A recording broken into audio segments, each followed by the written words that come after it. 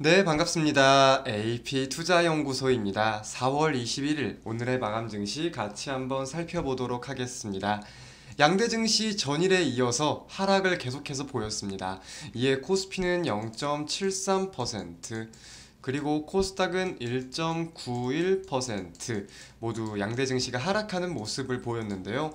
실상 전일에 이어가지고 큰 요인이 다른 요인들이 많이 추가가 되었다라기보다는 우리가 메인으로 볼 수 있는 이슈들, 지금 이제 러시아의 한국 언급에 대한 우려감, 그리고 2차 전지 2차 전지와 관련해서는 테슬라 한 번 더 좀 살펴볼 필요가 있겠는데, 그러니까 전전일 미국 증시가 마감되고 테슬라가 실적을 공개한 거기 때문에 미증시의 전전일에 반영이 되진 않았어요. 근데 시간의 낙폭을 보이다가 결국 전일 미국 증시에 반영이 되었는데, 이게 보니까 10% 가까이 하락을 했습니다, 테슬라가.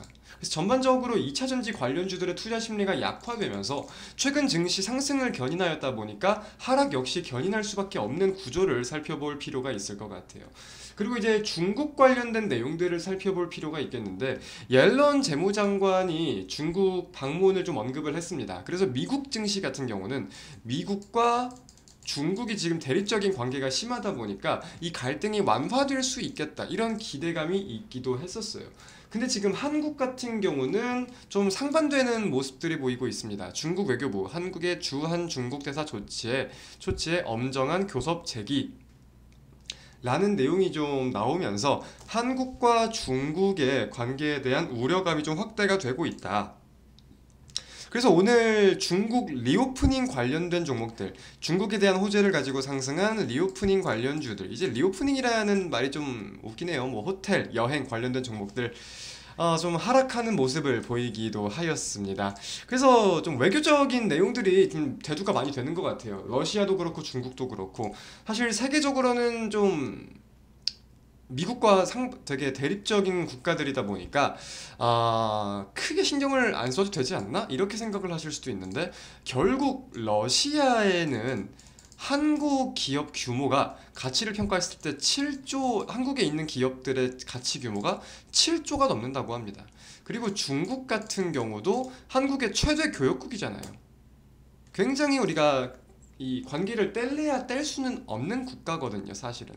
특히나 또 한국은 러시아에서 기름을 직접 수입을 하기도 합니다. 비중이 막 크진 않지만 직접적으로 기름을 수입을 하기도 해요. 그래서 그런 점들에 대해서 외교적인 내용들 좀 중요하겠다고 판단이 들고, 자, 이제 1분기 실적에 대해서도 우리가 주의 깊게 살펴볼 필요가 있겠죠.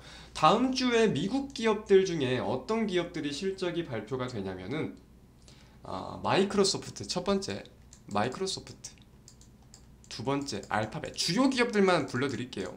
알파벳. 세 번째는 인텔. 이 세 가지 주요, 캐터필러도 중요하겠다. 필러까지 실적이 발표가 돼요. 그리고 한국에서도 현대차, SK하이닉스, 뭐 기아, 현대위아 등등 다양한 기업들의 실적 발표가 예고돼 있다 보니까 이 실적 장세에 대해서 증시가 좀 변동성을 보일 수 있는 가능성 인지할 필요가 있을 것 같습니다.